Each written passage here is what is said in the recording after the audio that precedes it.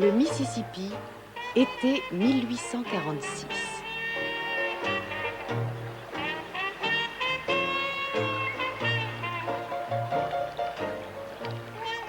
Bordez la grand voile, sortez les bouts de dehors et hissez le pavillon à la tête de mort à bâbord. Parez à l'abordage. Vite les gars, dégainez vos armes et agitez le drapeau. Et comment t'appelles ça déjà? Un pavillon? Oh punaise, qu'ils sont compliqués ces marins. Combien de fois il faudra que je te dise qu'on ne dit pas punaise quand on est un pirate? T'as jamais lu L'île au trésor ou Robinson Crusoe? Moi? Lire? Tu m'as regardé? La lecture, l'écriture, le calcul, c'est pas mon fort. T'inquiète pas, c'est pas grave si ça t'inspire pas, on a un vapeur à attaquer. Oh les cœurs et suivez les amis! Oh les cœurs, et suivons-le! Donnons-leur l'assaut! Donnons-leur le lasso.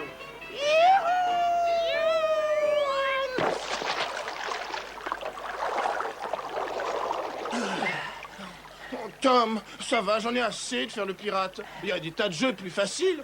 Je préférais encore combattre l'ours gris. T'as peut-être pas tort. Il doit falloir avoir du vrai sang de criminel dans les veines pour attaquer un bateau pareil.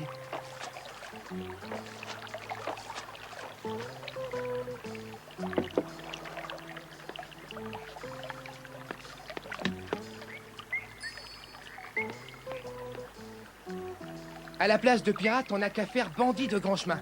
Du genre Robin des Bois, ça tu connais? Non, je connais aucun Robin des Bois. Ah, tu veux parler du fils du bois? Mais il s'appelle pas Robin. Celui qui a la coquetterie dans l'œil et les mains pleines de verrues. Non, il s'appelle... Peu importe comment il s'appelle, arrête de jacasser, aide-moi plutôt à trouver. L'heure est grave, nous devons décider de notre avenir et choisir notre voie. C'est une question de vie ou de mort. Peut-être les deux. Mangeons d'abord, tu réfléchiras mieux après. Oh, ben c'est moi, je rêve. Tom Sawyer et Huckleberry Finn qui font tempête. Un peu de temps en temps, ça ne peut pas leur faire de mal. Tom, mais qu'est-ce que tu fabriques dans cette eau sale? Salut Becky. C'est elle, Becky Thatcher? La nouvelle fille de ta classe que tu voudrais bien embrasser et que tu trouves pas du tout chippie comme toutes les autres? Et l'endroit est parfait pour une rencontre entre vous. Que tu crois? Heureusement que je suis là pour la défendre et la protéger des vauriens comme vous. D'ailleurs, je m'en vais. C'était une mauvaise idée de l'emmener ici pour lui montrer les berges. Le long du fleuve, on ne voit que des rats musqués comme toi. Et des va-nu-pieds sans foi ni loi comme ton copain. Ben voyons. Tom, tu me déçois, je tombe des nues. Comment peut-on se donner en spectacle ainsi devant tout le monde? Restez un peu avec nous. Vous verrez que c'était pas grand-chose. Il connaît plein de moyens de se donner en spectacle. Oh, il en rajoute, comme si t'étais pas assez. Joli, gentil, mais un peu trop fragile pour toi, si tu veux mon avis. Tant pis pour moi. En tout cas, il ne sera pas dit que je suis un mauvais perdant. Allez, sans rancune, serrons-nous la main. C'est trop bête. Mais tu as raison. Ce serait trop bête.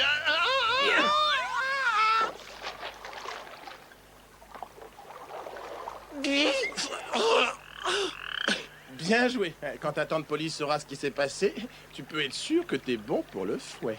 Je ne l'aurais peut-être pas volé, mais ça valait le coup. Il était temps. J'ai failli m'énerver. T'as bien fait de me donner la combinaison de ton coffre, capitaine. Je commençais à sentir la gâchette me démanger.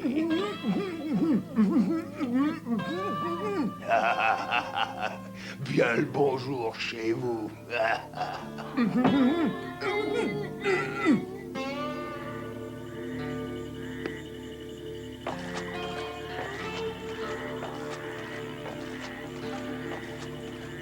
C'est Joe l'Indien? Oui, c'est bien ce que je dis, c'est louche, ça sent l'embrouille d'ici.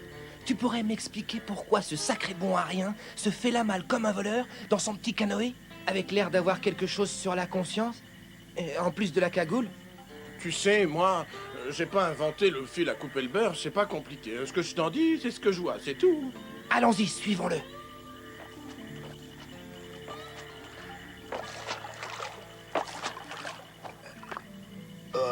Qu'est-ce que c'est? Regarde, il est en train d'enterrer quelque chose. J'espère au moins que c'est pas un cadavre.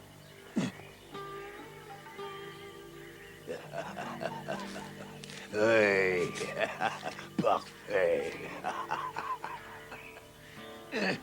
Allons voir le père de Becky, le juge. On va tout lui raconter. Il saura quoi faire, lui.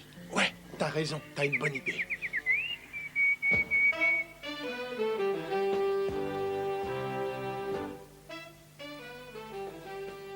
Et vous êtes tous les deux sûrs et certains que l'homme que vous avez vu était bel et bien Joseph Halfwood, plus connu sous le nom de Joe l'Indien.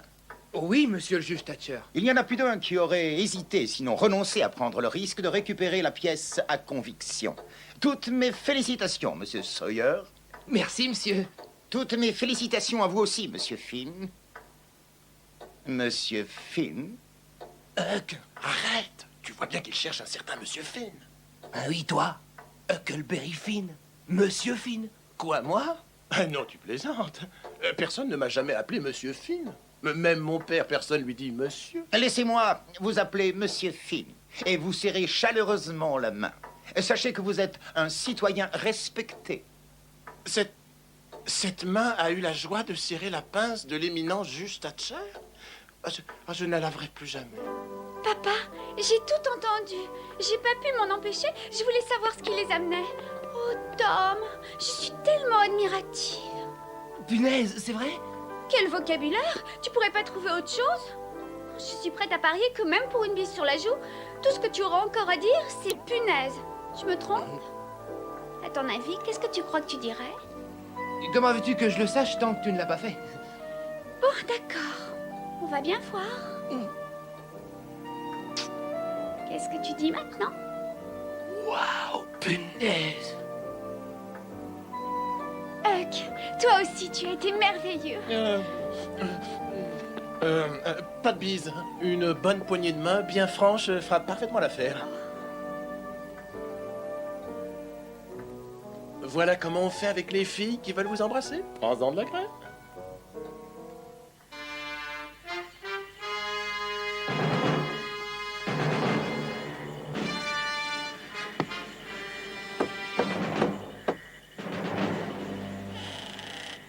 Ouais, J'ai un mandat d'arrêt. Tu vas gentiment nous accompagner jusqu'à la prison et tout se passera bien. un mandat d'arrêt. Pour un verre d'eau trop dans le nez parce que j'ai cassé la tête à l'autre habitué du salaud. Suis-nous calmement et tu t'en expliqueras au juge. Vous n'avez même pas une seule preuve contre moi. On a pourtant retrouvé l'argent volé près de la rivière, là où tu l'avais enterré. Ça prouve rien, c'est un coup monté. Tu verras ça avec le juge et les jurés. C'est du tout vu. Un coup du nouveau juge qui veut se faire les griffes. Il ne sait pas encore qui est Joe l'Indien. Finis-moi ce reste de porridge, Tom. Ça tient au corps et c'est plein de bonnes choses pour la croissance. Oh, je suis fière de toi, mon chéri. Si je m'étais douté qu'un jour tu redorerais le blason de la famille. Ah, mais toi, tante Polly, merci pour le porridge, mais je le finirai tout à l'heure. Je ne voudrais pas me mettre en retard, il y a Huck qui m'attend. Pas si vite, mon gaillard. Tu es peut-être devenu un grand héros national pour tes copains, mais à mes yeux, tu n'es qu'un affreux garnement qui essaie d'échapper à ses corvées. Oh non, pas aujourd'hui, pas la clôture de devant. La palissade côté rue, à la chauve-vive. Une seule couche suffira cette fois. Écoute, ça fait plus d'un mois que tu me l'as promis. Bon, Ton travail terminé, tes pinceaux nettoyés, tes outils rangés, probablement pas avant ce soir, tu pourras rejoindre ton ami Locteux. Ici, on n'attend plus que votre bénédiction pour me remettre dehors. Vous n'avez rien trouvé qui tienne la route. Bien au contraire, détrompe-toi. Je viens du reste t'informer que ton jugement aura lieu mercredi prochain. La partie plaignante a réuni des preuves contre toi et s'est trouvé des témoins à charge. Des témoins à charge. Quel genre de témoins? J'aimerais bien connaître leur nom. Il n'y a aucune urgence à ce que tu le saches. Tu verras ça le jour de ton jugement. Ouais, je vois d'ici la tête des témoins.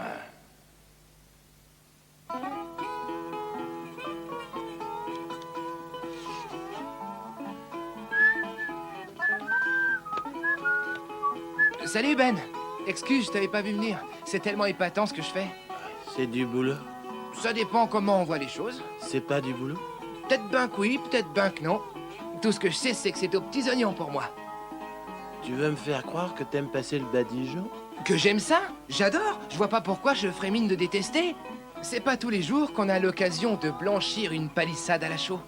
Dis, Tom, qu'est-ce que tu dirais de me laisser faire 2 secondes? Désolé, mon vieux, non, vraiment, c'est pas possible. J'aimerais bien, mais Tante Polly est trop exigeante. Surtout quand c'est côté rue.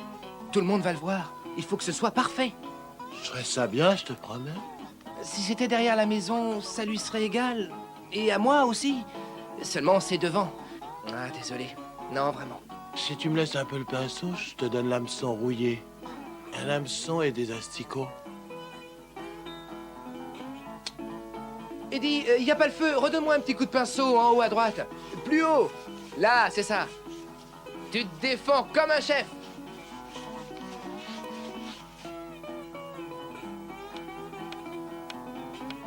Mon Tom, tu travailles depuis plus de 2 heures et par cette chaleur, j'ai pensé qu'il te fallait quelques nourritures de bouche. Côte de porc, poulet. Tu as déjà terminé? Oui, c'était pas si terrible. Sur toute la longueur? Ça alors? J'imagine que c'est grâce à ta bonne cuisine énergétique. Ta fricassée d'oreilles de cochon à l'échalote a fait des merveilles.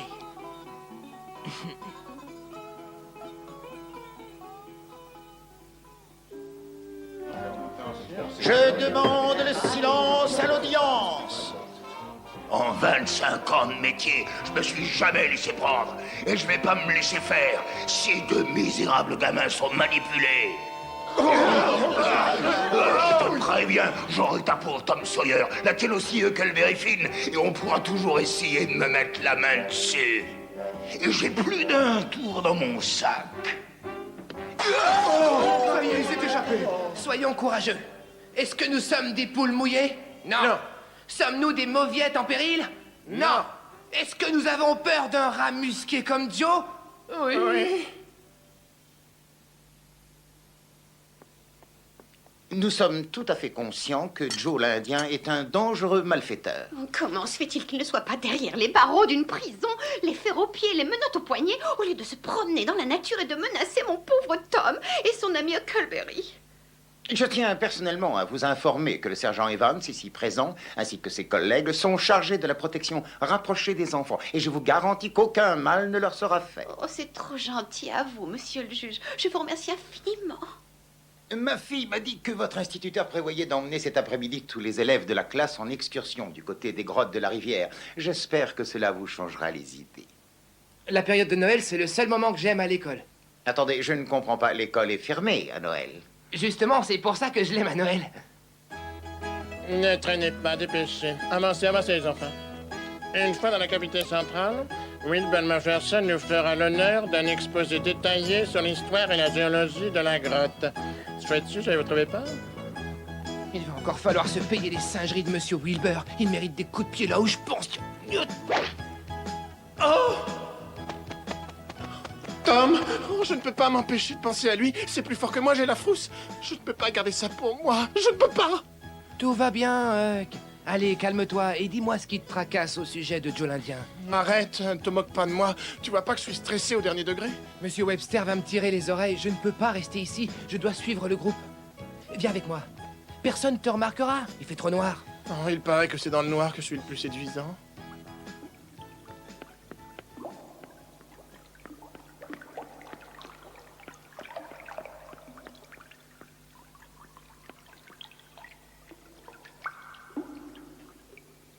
Et nous sommes ici, dans la nef de la grotte. Nombre de ces galeries sont encore inexplorées des scientifiques et des spéléologues, ce qui...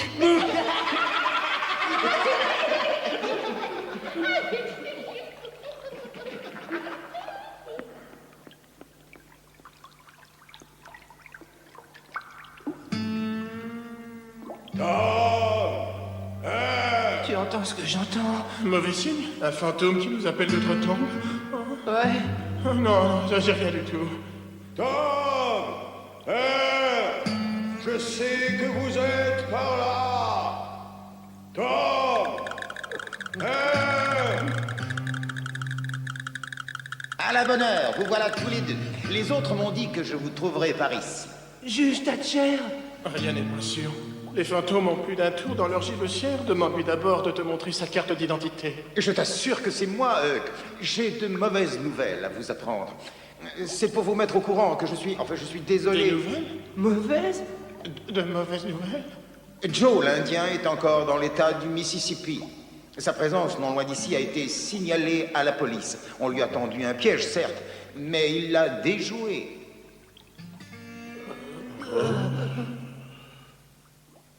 Ah, c'est pas marrant, on peut plus faire ce qu'on veut. On peut aller nulle part tant que Joe est à nos trousses.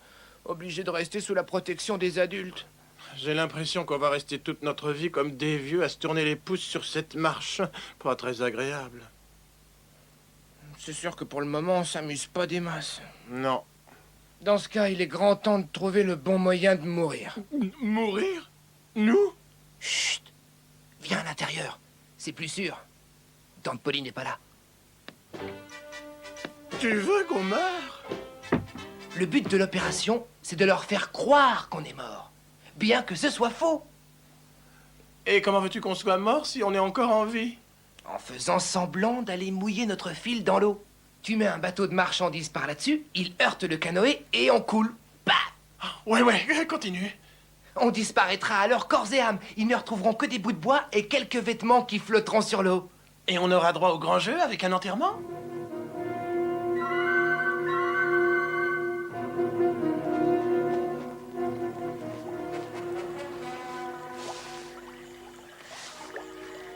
Tu peux être sûr que ça s'échoue direct sur les berges, pile au niveau de l'école. Ils sont forcés de tomber dessus. Avec de la chance, c'est ce bon Wilbur Mufferson qui trébuchera dessus.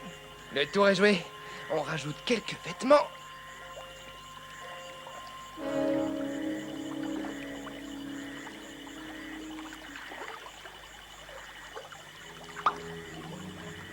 À toi, Huck. Ton chapeau, allez. On a vécu tellement de choses ensemble tous les deux. Soleil, pluie et bourrasque, tornade et l'épouvantable attaque des abeilles de la veuve Tubert. Au revoir, vieux. On se reverra peut-être un jour, qui sait. Tom? Tom, tu es dans la buanderie? Tom? Oh, il a encore filé à l'anglaise. Il ne manque vraiment pas de toupet.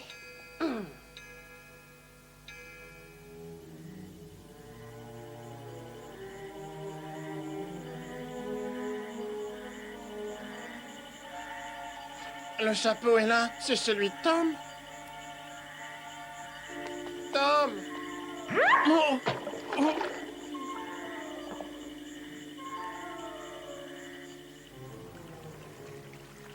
Tu vois quelque chose? Et qu'est-ce qu'ils font?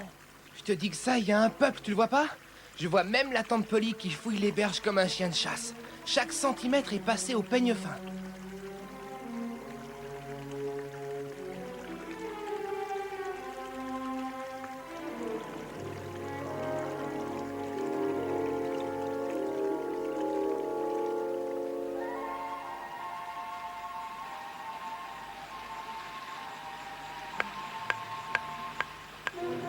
Ils devraient bientôt abandonner les recherches. Tu te rends compte? On est au soir du 5e jour. 5 jours? Ah, c'est plus qu'une semaine. Il faut qu'ils acceptent que maintenant ils ne nous retrouveront plus. Que nos corps ont été emportés par le courant.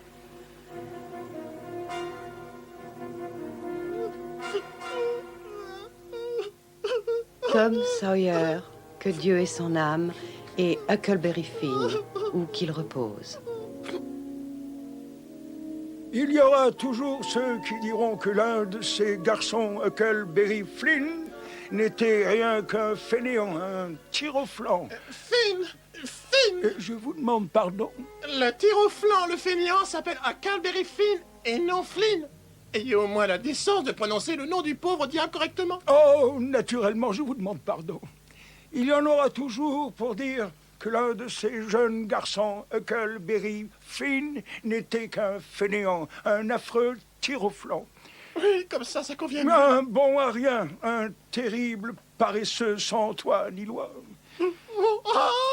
Ayez pitié, il n'était pas méchant, c'était un faible. Mais cela dit, au-delà d'une apparence extérieure repoussante, il était encore un être humain, un enfant, enfin, du moins je lui souhaite un de ces pécheurs encore pardonnables. Oui, c'est bien Continuez, monsieur le prêtre. Comment? Ne vous inquiétez pas, je m'en occupe, c'est sa sœur. Le chagrin, vous savez ce que c'est en pareille occasion.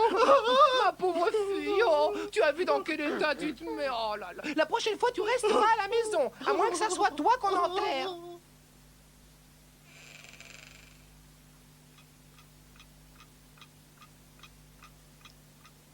Tante Polly, je sais que tu dors, mais c'est plus fort que moi.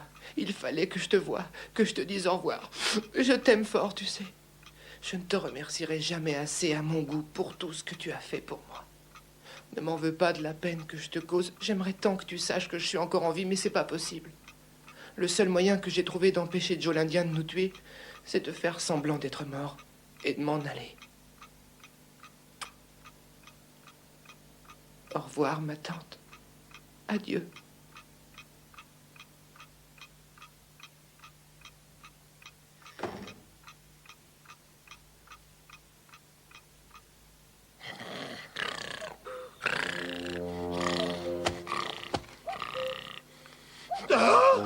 Salut, monsieur l'Indien. Monsieur Joe. Salut. À toi et au freluquet au tribunal l'autre jour, je vous ai promis une raclée. Eh bien, maintenant, je vais vous la donner. Hé, Huck! Tom, va-t'en. Joe est là, va-t'en.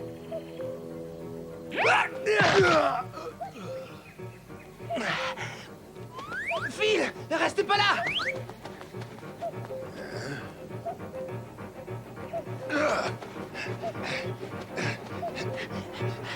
Allons à la grotte!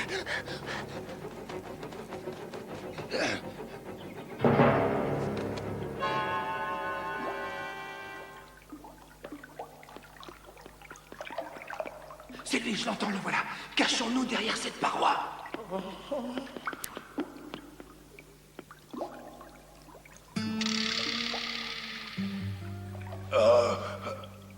Qu'est-ce que c'est que ça?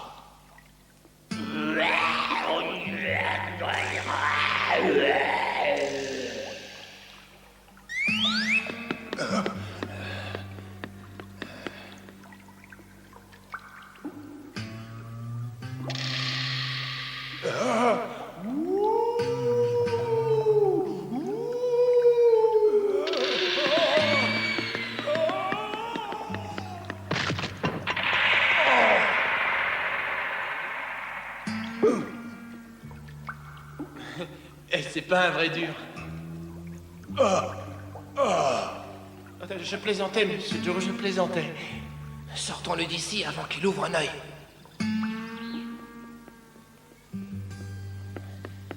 Ça fera toujours un voleur de moins dans la nature. Il est pas joli quand il dort. Capturer Joe l'Indien, voilà quelque chose de risqué. Il a bien fallu s'y coller. Joe, tu es en état d'arrestation et cette fois, tu ne nous échapperas pas. Non, si sûr, non. Pourvu que vous me protégiez des fantômes, ce que vous voulez, les gars. S'il vous plaît.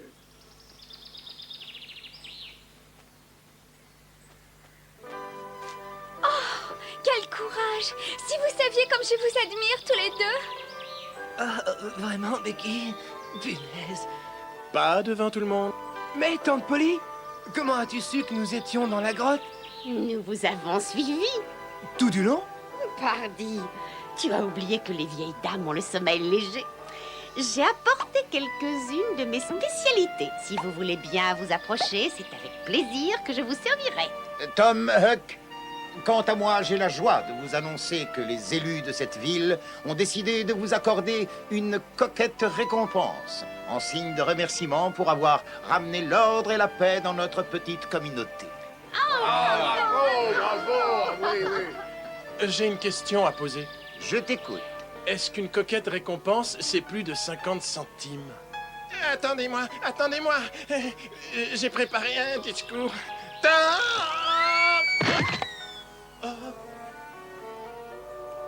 Pour une fois qu'on offre un gâteau en mon honneur, t'aurais pu éviter de mettre les pieds dans le plat. On ne te changera jamais, toi.